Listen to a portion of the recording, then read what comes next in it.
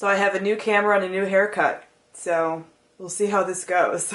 Hey guys, it's Sam, and this is my spoiler-free review of The Tiger's Daughter by K Arsenault Rivera. I did request this book from the publisher for review. So this is the first book in a new adult fantasy series. It takes place in a fantasy world that is kind of inspired by Mongolia, and it follows two main characters, both who are warriors in their own right. First we have Barsalai, who is a famous tribal warrior, and she is actually writing a letter to the other main character, so much of the story is told in a second person kind of POV, but it's not as if the reader is part of the story, it's as if she's writing this letter to the other character.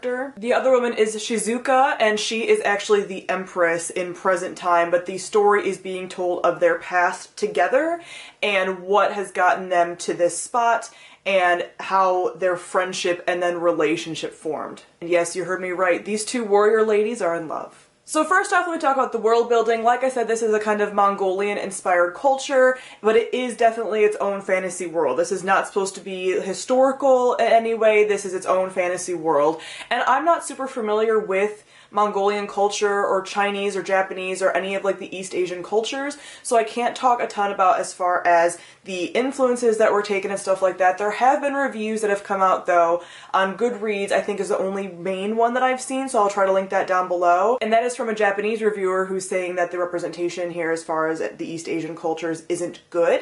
From what I've read of that review, I would personally like to see more from other reviewers about this, because it sounds like there's very similar complaints to what people said about the Grisha trilogy. So if you've talked to anybody who's actually from like Russia, a lot of people that are Russian or Eastern European did not like some elements of the Grisha trilogy because they felt that it was too similar to Russia, or there were words taken from their language that weren't used correctly or were just changed a little bit, and some readers that were of Eastern European descent that read the Grisha trilogy found that very jarring and didn't like that. It seems like the same thing is happening with this, so I'd like to see some different reviews, because on one hand the Grisha trilogy doesn't really get critiqued for that, and then this book does. And I'll mention that a little bit at the end as far as some of the critiques of this book that make me a little bit uncomfortable, but we'll wait till the end for that, because right now I just want to talk about the plot stuff, not the author stuff. But as far as the fantasy aspects of this world, I really enjoyed that. I'm looking forward to seeing more of that in what I believe is a trilogy. I said it was a trilogy, but I'm not sure if it's actually a trilogy or if it's more books, but I am really excited to see more of that. This story mostly revolved around the characters and their relationship, which I really liked, and it had this like slow building quality, which I'll get to further down in the review.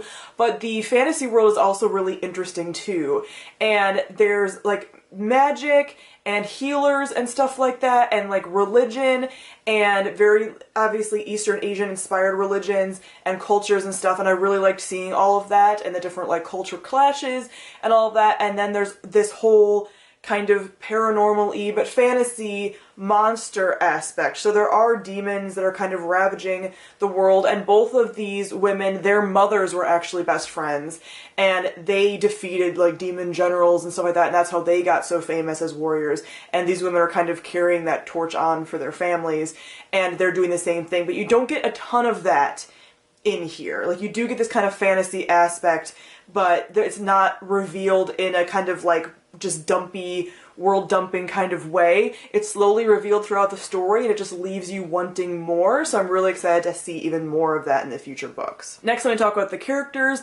I really loved all of the characters in this story. The bad characters you really hated, the slimy characters you really hated, and these two women, you just felt their emotion and their friendship and their love for each other over the years. So the one character is writing, like I said, a letter to the other character and kind of telling their story, and from both of their perspectives, sort of. And you do get chapters from Suzuka's point of view, but they're a lot shorter, and it's not really talking about the past. It's kind of like what's going on right now and her feelings right now, and also kind of reflecting on the letters and stuff, but most of it is told in that kind of second person point of view, and you get from the time that they met all the way up and how their lives intersected. These are two women who were born, this is revealed very quickly on in the story, but were born with all these kind of symbols around them relating to them being connected, and you feel that connection throughout the entire story. You feel that connection when they're just thinking that they're friends. You know from the beginning that they're actually lovers because of this letter and how everything gets revealed.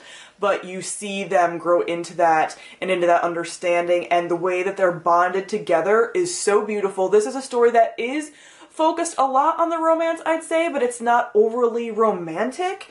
It's just, it feels so real, and you like feel that connection. This whole like letter writing way of doing it was done really well because you can feel their connection and their bond over the years and how that formed and all of these things that have brought them together and all of these things that make them kind of faded. And they're both two very confident women, especially Shizuka, and she has a way of just being like, this is how the world is, even if she's right or wrong. And she kind of views them both as like, we're gods, kind of. They both have these magical abilities that are still getting revealed, and they're like very confident, powerful women, and it's just really nice to see. There are men in this story, but the women in the story are just the powerhouses, and I love everything about that. I, like I said, love this relationship, and then I even love the relationship between the mothers. So like I said earlier, their two mothers were best friends, fought together, are warriors together, and their relationship and their friendship is really beautiful because you get a lot of them talking about that and talking about their mother's bond and how that's kind of bound them together now, and the infamous things that their mothers did and the kind of people their mothers are, and that's really beautiful as well. So there's all of these characters, and especially these really strong warrior women that are strong warriors but also politically minded as well, and I don't think I've ever read a story quite like this, so I really loved it. And like I said, the whole bond between these two women is beautiful and not something I ever got tired of. It's, like I said, a very almost romance heavy fantasy, but I love the characters so much and this like slow build and slow burn of them that it never got boring for me. So lastly, I do want to cover the plot. Like I said, this is more of a character-driven story, but I never felt bored. These women go through so much together, and there's all of this like hardship, but it's broken up by happy moments, and the way that the letter is written and these things are focused on and these important points are focused on is just really well done. And even how it harkens to like foreshadowing what's going to happen later, like it just definitely left me feeling like I was always going to get something good out of it. You know, I was always wanting to pick it up and getting more of the story, more of the world, more of these characters, what's going to happen to them. I'm definitely very bonded to them, and I really want to know more about their story and what's going to happen now. We kind of get the first chunk of their story here, and there's parts of the letter that are revealing what's going to happen and what we're going to see in the second book, and a lot of things that I really love are going to happen in the second book, and I'm so hyped. I'm so hyped already, and it's going to be a while before it comes out, but I am ready for it.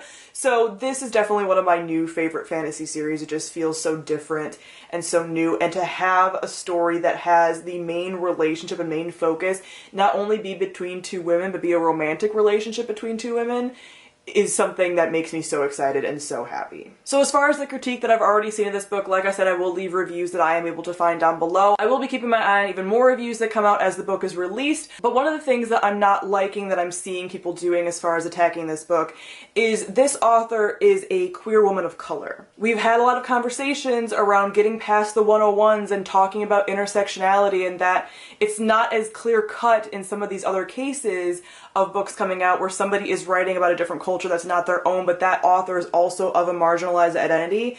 You can't treat it the same way that you treat people of extreme privilege writing about a marginalized group. So that's a whole other video that I could do and I could go into. So I'm totally willing to talk about that, but I wanted to mention that here because it makes me super uncomfortable that some people are choosing to attack this book and not have discussions around possible diversity and representation issues from the East Asian perspective against a woman who is openly queer and Latina. So yeah, I welcome you to talk to me about that more down below, and if you want another video about that, it's a discussion that I think we need to have as far as discourse moving forward in the way that we have these conversations, not in a tone policing type way, but in a we're beyond the 101s and treating everything the exact same way is not how you have these conversations. But anyway, like I said, I'm really looking forward to the rest of the series. I gave The Tiger's Daughter 4.5 out of 5 stars. This was also my Patreon pick of the month, so every month my Patreon supporters get to vote in a poll for what book I will read and review that month. So if you're interested in voting in that poll every month, I will leave the link for my Patreon on the screen. So comment down below and let me know what you thought of The Tiger's Daughter, if you've already read it, or if you plan on reading it when it comes out. So thank you all for watching, and I'll see all you guys soon. Bye!